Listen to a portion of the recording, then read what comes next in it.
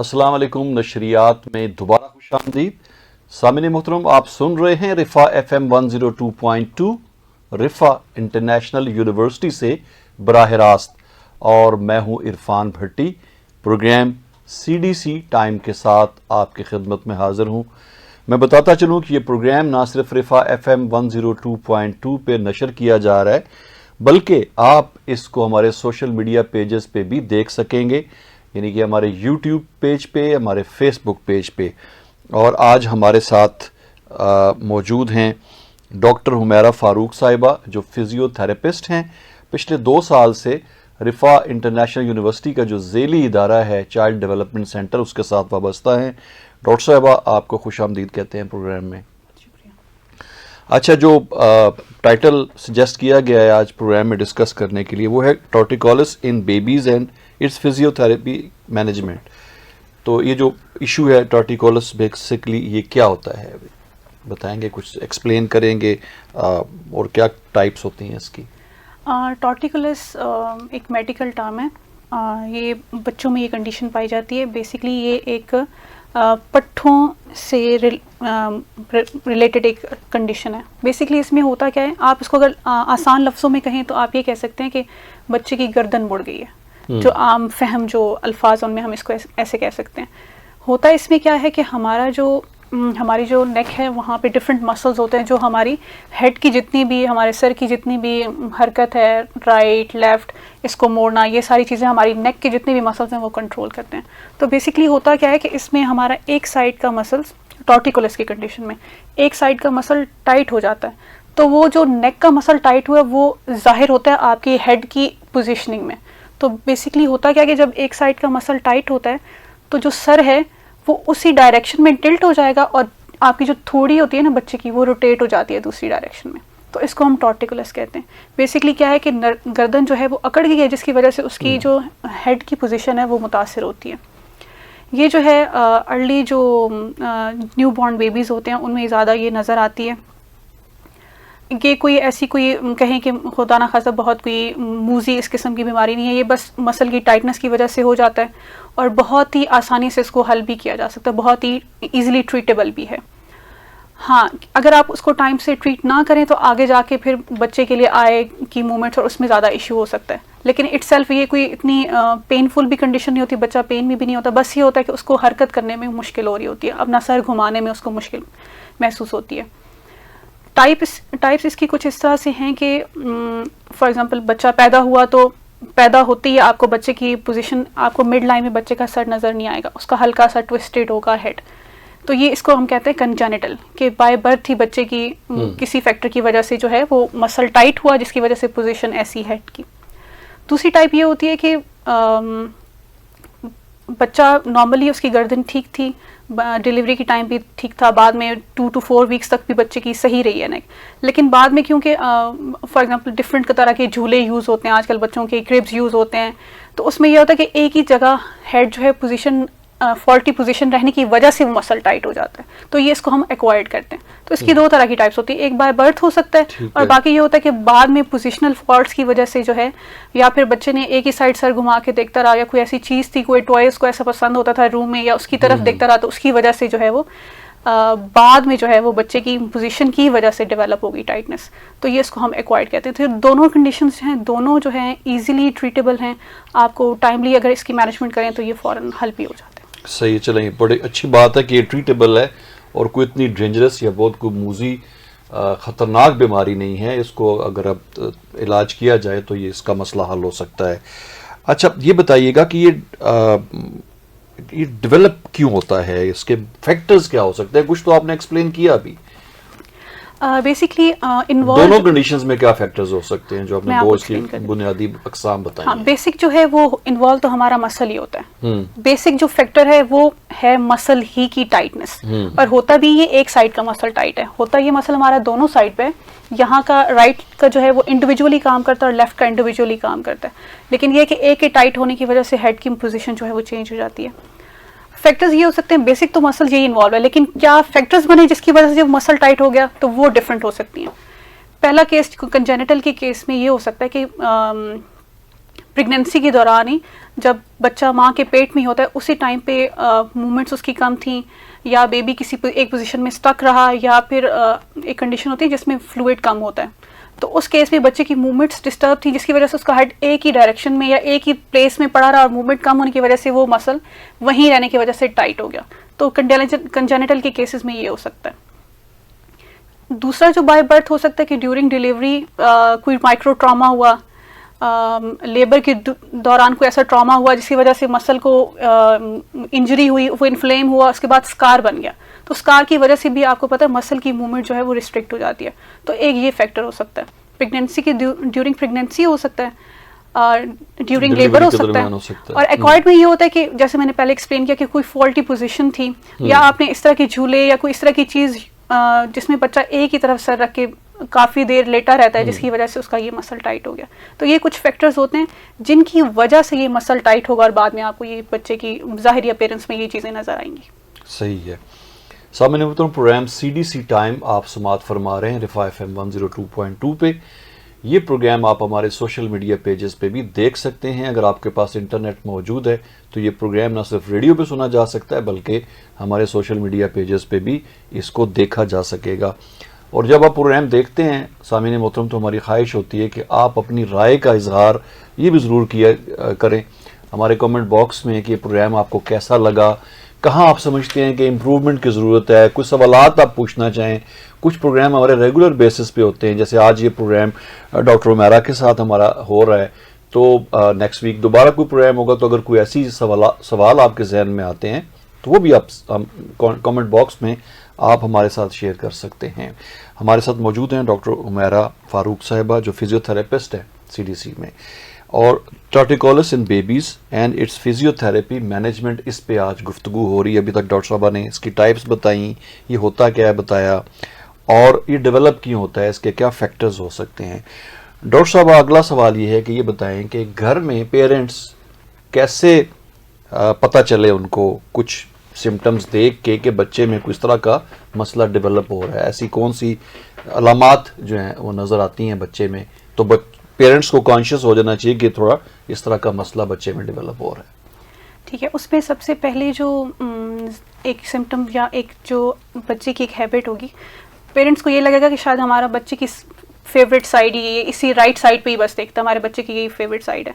हो सकता है उसका मसल लेफ्ट साइड का टाइट है जिसकी वजह से उसका हेड टिल्ट हुआ है। तो एक जो चीज़ नज़र आएगी कि आपको अच्छा हर कोई फॉर एग्जांपल फीडिंग कर रहा है तो भी उसने राइट साइड पे ही स्टक किया हुआ है हेड, और मतलब देखने से आपको ये लगेगा कि बच्चा बस हमारा राइट साइड पे ही देखता है। तो ये एक पहला हो सकता है सिम्टम जो नज़र आ सकता है। दूसरी चीज़, अगर फॉर एग्जांपल अगर आप बच्चे के सामने कोई टॉय, उसका कोई फॉर एग्जांपल कोई फेवरेट टॉय है या कोई पर्सन है, फॉर एग्जांपल उसकी मदर उसकी गुजर के जा रही हैं, तो वो एक पॉइंट तक तो आइज से उसको ट्रैक करेगा, अपना हेड भी मूव करेगा, लेकिन जहाँ उसको टाइटनेस फील होगी उसके बाद वो पूरी बॉडी को टर्न करके तो अपनी मदर को या टॉय को या जिसको भी वो देख रहा होगा। बेसिकली क्या होता है कि जब आपके मसल्स बिल्कुल नॉर्मल उसमें होते हैं कंडीशन में, तो आप बॉडी से इंडिपेंडेंट अपने हेड को मूव कर सकते हो। फॉर एग्जांपल मैं स्टक यहाँ पे सीधा बैठी हूँ लेकिन मैं अपना राइट लेफ्ट हेड मूव कर सकती हूँ। लेकिन जिन बच्चों में टॉर्टिकुलस होता है तो उनकी टाइटनेस की वजह से वो जिस साइड पे टाइटनेस है वहाँ पे अपना हेड मूव नहीं कर पाते। तो वो क्या होता है कि एक पॉइंट जहाँ तक उनका मसल अलाउ करता है वहाँ तक तो वो आंखों से या हेड मूव करके देखते हैं, बट जैसे ही वो उनकी रेंज से या उनकी वो टाइटनेस वाले एरिया में आता है तो वो बच्चा हेड मूव करने के बजाय पूरी बॉडी को टिल्ट करेगा टू सी दैट जो भी उसकी मदर हैं या उसका जो भी चीज़ जो जिसको वो ट्रैक कर रहा है। तो ये एक साइन हो सकता है टॉर्टिकुलस का। दूसरा, ये थोड़ा लेटर स्टेज में डेवलप होता है। बहुत जो यंग बेबीज़ हैं या जिनका कॉन्जेनिटल होता है या 2 to 4 वीक्स में ये आपको नज़र नहीं आएगा। बेसिकली होता क्या कि जो हमारा हेड होता है वो सॉफ्ट होता है, जब बच्चा बॉर्न होता है तो सॉफ्ट होता है, वो बाद में उसका स्कल जो है वो जो भी खोपड़ी है वो बाद में हार्डन होती है, उसका बोन जो है वो बाद में बनता है। लेकिन अगर किसी बच्चे में टॉर्टिकुलस है और वो एक ही पोजीशन में रहता है तो जिस पोजीशन में वो बच्चा अपना हेड प्लेस करता है वहाँ पे ना एक फ्लैट एरिया बनना शुरू हो जाता है। इंस्टेड के हेड राउंड रहे वहाँ पे हेड जो है ना फ्लैट होना शुरू हो जाता है। तो आपको अगर लगता है, आप अपने बच्चे को ऑब्जर्व करते हैं और आपको लगता है कि उसका हेड एक साइड से फ्लैट है और वो बच्चा हेड भी उसी जो अपना हेड है वहीं प्लेस करता है और उसका वो एरिया जो है वो फ्लैट हो रहा है स्कल का, तो ये भी एक साइन होता है। ये 2 to 4 वीक्स ऑब्वियसली ये टाइम लगता है, ज़्यादा देर के लिए बच्चा जब रखता है तो ये चीज़ जो है फ्लैट जो है वो होना शुरू होता है। तो ये कुछ बेसिक साइंस है, 3-4 साइंस जिनको स्पॉट करके। लेकिन इसमें आपने ये ध्यान रखना है कि जो टॉर्टिकुलस होता है, अगर फॉर एग्जांपल ये एक सडनली एक फॉर एग्जांपल बच्चा पहले ठीक था और एक दिन उसको हुआ ये चीज़ ट्विस्टेड हुई नेक, और साथ में उसको वॉमिटिंग है या फीवर है या फिर वो जो है बच्चा बहुत ज़्यादा रो रहा है ये चीज़, तो वो कुछ और हो सकता है। तो उसको इंस्टेड कि आप ये समझे कि टॉर्टिकुलस है, उसको आप वो करें, डिले करें। तो इस चीज़ का आपने ध्यान रखना होता है कि ट्विस्टेड नेक जो टॉर्टिकुलस होती है उसमें और कोई आपको ना बच्चा रोएगा, ना बच्चे को फीवर होगा, ना बच्चा वॉमिट करेगा, इस तरह की कोई और कंडीशन नहीं होगी। मतलब ये हमारे रेड फ्लैग्स होते हैं जिनको देखते फ़ौरन आप डॉक्टर के पास लेके जाते हैं। तो टॉर्टिकुलस के केस में कोई भी इस तरह का रेड फ्लैग नहीं होगा। अगर आपके बच्चे की नेक ट्विस्टेड है और साथ में उसको ये सिम्टम्स भी आ रहे हैं तो ये कुछ और हो सकता है। कोई आई का इन्फेक्शन हो सकता है, थ्रोट का, एयर का कोई इन्फेक्शन हो सकता है जिसकी वजह से बच्चा इरिटेटेड है। तो उस केस में तो आपने फ़ौरन से जो है ना अपने पीडियाट्रिशियन से कंसल्ट करना है। तो टॉर्टिकुलस केस में ये बिल्कुल पेनफुल कंडीशन, पेनलेस कंडीशन होती है, इसमें कोई बच्चे को पेन नहीं होता। और इन चीज़ों का आपने ध्यान रखना है कि वॉमिटिंग और इस तरह की चीज़ें नहीं होती। तो अगर इस तरह की कोई चीज़ हो रही है तो वो फिर कुछ और हो सकता है। उसके लिए आप स्क्रीनिंग के लिए फ़ौरन से अपने पीडियाट्रिशियन के पास लेके जाएंगे। सही है। अच्छा, ये बताएं कि अब एक फिजियोथेरेपी में क्या रोल है इसकी मैनेजमेंट में, कैसे इसको ठीक किया जाता है, आप लोग कैसे इस पे काम करते हैं, ये ज़रा थोड़ा एक्सप्लेन करें। अच्छा, सबसे पहले जैसे मैंने आपको बताया कि हम जब भी बच्चा हमारे पास आता है तो हम इन्हीं चीज़ों के लिए पहले उसकी असेसमेंट करते हैं। हम पहले रूल आउट करते हैं कि वेदर ये टॉर्टिकुलस ही है, कुछ और तो नहीं है। तो उस केस में फिर हम सारे रेड फ्लैग्स और जितनी भी चीज़ें हैं वो सारी रूल आउट करते हैं। हिस्ट्री बाकायदा पेरेंट्स से ली जाती है, उसमें वो बाकायदा हमें इन्फॉर्म करते हैं कि वेदर ये जो है वो बाय बर्थ इसको स्टार्ट हुआ है या जो भी जितनी भी हिस्ट्री होती है उसकी up till to the date, वो सारी हम हिस्ट्री लेते हैं, स्क्रीनिंग करते हैं कितने लेवल का जो है वो माइल्ड है, स्वेयर है, मॉडरेट लेवल का टॉर्टिकुलस है। इन सब चीज़ों को पहले हम असेस करते हैं। पहले तो असेस करके हम उसको लेबल करते हैं कि वेदर ये टॉर्टिकुलस ही है, कुछ और तो नहीं है। तो फिजियोथेरेपी का रोल सबसे पहले यहाँ पे आता है कि हम रूल आउट कर लेते हैं बाकी कुछ और, कुछ डेंजरस चीज़ तो नहीं है या कोई और डायग्नोसिस तो नहीं है। तो सबसे पहली चीज़ तो हो जाती है इसकी असेसमेंट। फिर जो सेकंड जो कंपोनेंट आता है उसमें हम सब जो बच्चे को ना वो gentle stretches, targeted gentle stretches देते हैं जिस मसल की टाइटनेस है। तो उसमें पेनलेस होता है, बिल्कुल बच्चे को कोई इस तरह का हो कि बहुत पेनफुल चीज़ें नहीं होती, बहुत जेंटल स्ट्रेचेस होते हैं। तीसरी चीज़ जो हम ये करते हैं कि क्योंकि जो हमारी नेक की मूवमेंट है वो बच्चे के बाकी जितने भी माइलस्टोन्स होते हैं, जैसे उसका करवट लेना, उसका गर्दन संभालना, इन सब चीज़ों में नेक का बहुत इंपॉर्टेंट रोल है। तो अगर किसी वजह से टॉर्टिकुलस है या किसी और भी कोई और रीज़न है जिसकी वजह से वो अपनी नेक की मूवमेंट को या तो कंट्रोल नहीं कर पा रहा या फंक्शनली यूज़ भी नहीं कर रहा बेनिफिशली, तो उसमें ये होता है कि उसके बाकी जो चीज़ें होती हैं वो फिर कॉम्प्रोमाइज़ हो जाती हैं। जैसे रोलिंग नहीं कर पाएगा, रोलिंग बहुत इंपॉर्टेंट होती है। बच्चा उठना जो है वो रोलिंग से ही सीखता है कि अगर वो लेटा हुआ है तो उसने कैसे उठना है, उसमें सबसे पहले कॉम्पोनेंट रोलिंग का ही आता है। तो अगर टॉर्टिकुलस किसी बच्चे में हो तो ये चीज़ें इफ़ेक्ट हो सकती हैं, डिले हो सकती हैं, फिर इटसेल्फ आगे जाके और कॉम्प्लिकेशंस हो सकती हैं बच्चे की। तो जो फिजियोथेरेपी का रोल फिर वहाँ आता है कि हम को स्ट्रेचेस करते हैं, साथ में और भी टेक्निक्स यूज़ करके जो उसकी दूसरी चीज़ें कॉम्प्रोमाइज़ हो रही होती हैं, जैसे रोलिंग हो गई, ट्रांसफ़र, शिफ्टिंग वगैरह, इन चीज़ों पे हम काम करते हैं ताकि वो चीज़ें भी टाइमली जो है वो अचीव हो जाएँ और टॉर्टिकुलस की वजह से उन पे कोई इफ़ेक्ट ना आए। चौथा जो कंपोनेंट आता है, हम जो हमारे पास अटेंडेंट या जो भी पेरेंट आता है हम उसकी ट्रेनिंग करते हैं कि आपने घर पे जो है वो किन चीज़ों को अवॉइड करना है, या जो जेंटल स्ट्रेचेस हम कर रहे हैं वो आपने घर पे कैसे करना है। तो जो बहुत इंपॉर्टेंट कंपोनेंट है फिजियोथेरेपी का, ट्रेनिंग पेरेंट्स की, वो इसका टॉर्टिकुलस में हम वो भी पेरेंट्स को भी ट्रेन करते हैं। विद इन द सेशन हम खुद कर रहे होते हैं, साथ में पेरेंट्स को भी ट्रेन कर रहे होते हैं कि आपने ये चीज़ें बच्चे के साथ घर पे कैसे करनी है। तो ये एक मेजर कंपोनेंट है फिजियोथेरेपी रिहैब का जो हम यूज़ करते हैं टॉर्टिकुलस के लिए। अच्छा डॉक्टर साहब, ये बताइएगा कि अगर से कि पेरेंट्स इग्नोर करते हैं, इस तरह के सिम्टम्स हैं भी और वो इसको कोई ख़ास तवज्जो नहीं देते, तो लेटर ऑन कोई सीरियस कंडीशन भी बन सकती है इसकी? देखिए, बहुत कोई, मैं कहूँ कि बहुत कोई उसके फंक्शन पे इफ़ेक्ट पड़ेगा या फिर बहुत ज़्यादा कोई उसकी कोई फंक्शन कॉम्प्रोमाइज़ होगा, तो ऐसा नहीं होता। लेकिन ये कि जब ऑब्वियसली जब एक बच्चा ग्रो करेगा तो उसकी अपीयरेंस पे भी एक ऑब्वियसली एक बहुत बड़ा कॉन्फिडेंस में एक बहुत बड़ा एक फैक्टर ये होता है कि आप दिख कैसे रहे हो। तो आपके उस कॉन्फिडेंस को अंडरमाइन करता है अगर फॉर एग्जांपल आप ट्विस्टेड नेक के साथ कहीं बैठे हुए हो। दूसरी बात ये कि आप फिर फंक्शन को इस लेवल पे वो कॉम्प्रोमाइज़ करता है कि लेट्स सपोज आप किसी, अब बच्चा फॉर एग्जांपल स्कूल में जाएगा तो उसके लिए मुश्किल होगा फिर उन चीज़ों को। ये होता है कि बाद में वो पेनफुल भी हो जाती है, और जैसे जैसे बच्चा डेवलप होगा तो उसकी जो जितनी भी बोन्स है ना, उनकी जो मॉडलिंग है या उनकी जो शेप है उस पर भी फिर इफेक्ट आता है। ऑब्वियसली अगर एक चीज़ कंस्ट्रेंड है काफ़ी टाइम के लिए तो उसकी अपीयरेंस पे और जो भी डेवलपमेंट हो रही है ना उस पर इफेक्ट आता है। दूसरी चीज़ जो मैंने ऑलरेडी एक्सप्लेन की कि फॉर एग्जांपल अगर टॉर्टिकुलस रहता है तो जो बच्चे के बाकी जो माइलस्टोन्स होते हैं जैसे रोलिंग, सिटिंग और ये इन चीज़ों पे फिर जो है ना डिले आता है। तो ये एक डिले हो सकता है, लेकिन बंदा कहे कि लाइफ थ्रेटनिंग की कंडीशन हो जाती है या फिर ऐसा कोई बिल्कुल आप कहें कि डिसेबल हो जाएगा पर्सन, तो ऐसी कोई कंडीशन नहीं होती। सही है। अच्छा डॉक्टर साहब ये बताएं कि ऐसे अफराद जो बाकायदा किसी हॉस्पिटल में या किसी फिजियोथेरेपिस्ट के पास नहीं ले जा पाते अपने बच्चों को किसी भी वजह से, हो सकता है एक्सेसिबिलिटी का मसला हो या फाइनेंशियल इश्यूज हो, तो क्या घर में भी कोई मैनेज किया जा सकता है इस तरह के इशू को? जी जी बिल्कुल मैनेज किया जा सकता है। मैंने जैसे आपको कहा कि बहुत इजीली ट्रीटेबल है और अवेयरनेस की ज़रूरत होती है, और साथ में थोड़ा ये होता है कि आपको मैं ये तो नहीं कहूँगी कि आप खुद से ही स्टार्ट कर दें, आपको एक दफ़ा तो आपको किसी भी पेडिट्रिशियन को दिखाना ज़रूरी होता है कि बाकी चीज़ें रूल आउट हो, ऐसे ना हो कि पीछे अंडरलाइन कोई और काज हो जिसकी वजह से तो एक दफ़ा तो आपको ज़रूर जो है ना पेडिट्रिशियन को या फिज़िकल थेरेपिस्ट को दिखाना पड़ेगा। उसी जो फर्स्ट आपकी जो भी कंसल्टेशन होगी उसमें फिजियोथेरेपिस्ट आपको, मैंने आपको जैसे बताया बहुत इजी स्ट्रेचेस हैं, जेंटल स्ट्रेचेस हैं, और बेसिकली कोई इतना कोई बहुत कहे ना कि बहुत ग्लैमराइज उस तरह की कोई वो हो इसकी इंटरवेंशन, ऐसा कुछ नहीं। बहुत इजीली घर पे आप अगर आप एक दफ़ा सीख लें तो बहुत इजीली अपने बच्चे पे वो आप कर सकते हैं। तो उसमें जो है पेरेंट्स को हम फिर स्ट्रेचिंग जो हम देते हैं वो खुद सिखा देते हैं। दूसरा बहुत एक इम्पॉर्टेंट होता है, जब जो नया बच्चा होता है तो वो हम नॉर्मल बच्चों को भी गाइड करते हैं कि बच्चे को आपने पेट के बल उल्टा लेटाना होता है। तो ये जो चीज़ है ये बहुत इंपॉर्टेंट होती है हर बच्चे के लिए, जो नॉर्मल बच्चा भी है उसके केस में भी बहुत इंपॉर्टेंट होती है।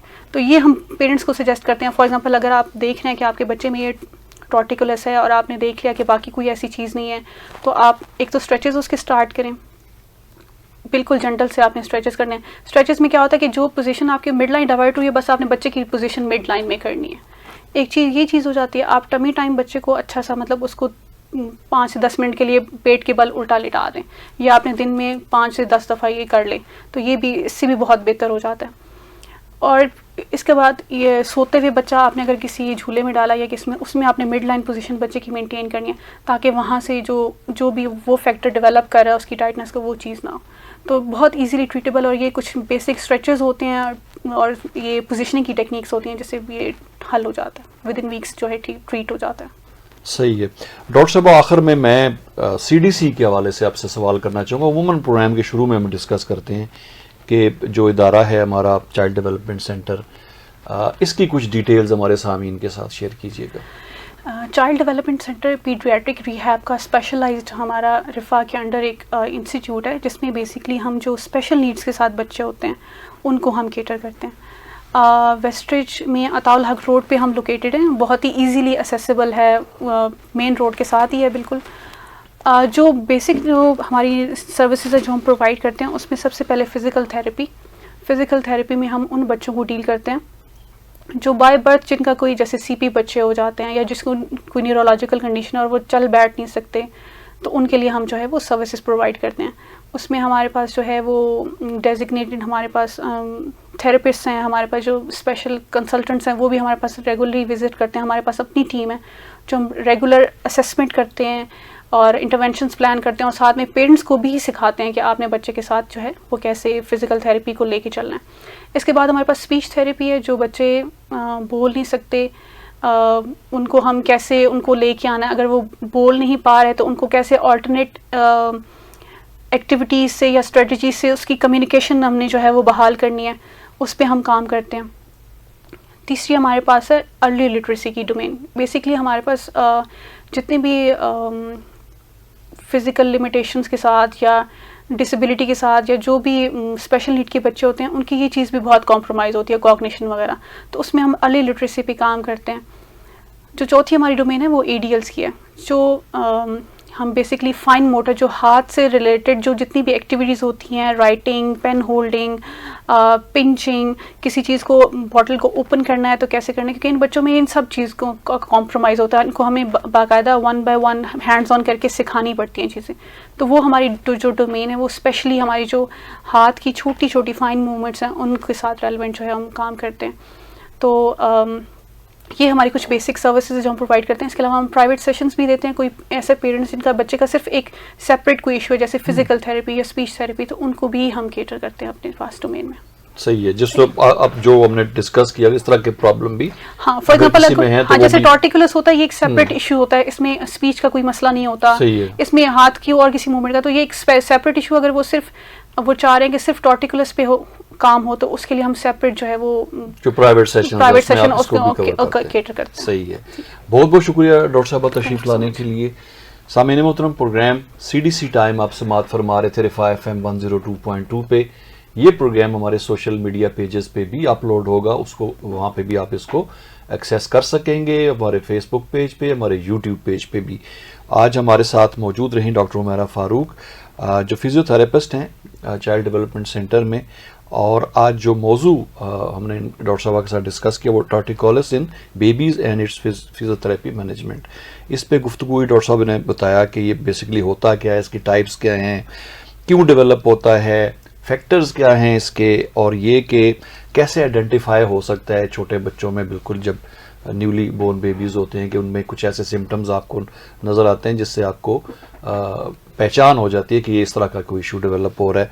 और फिर ये कि एक फिजियोथेरेपिस्ट इसको कैसे मैनेज करता है, और फिर घर में भी कैसे इसको देखा जा सकता है। इस तरह के मसले को डॉक्टर साहब ने ये बताया कि कोई इतनी ख़तरनाक सिचुएशन नहीं है, बड़ी ईजीली ट्रीटेबल है। तो ये प्रोग्राम आप तक पहुँचाने में हमें मुआवनत हासिल रही हमारे ब्रॉडकास्ट इंजीनियर जनाब वाजिद महमूद की, उनका भी बहुत बहुत शुक्रिया। इरफान भट्टी को रिफा FM 102.2 के स्टूडियो से इजाज़त दीजिए। अल्लाह हाफिज़।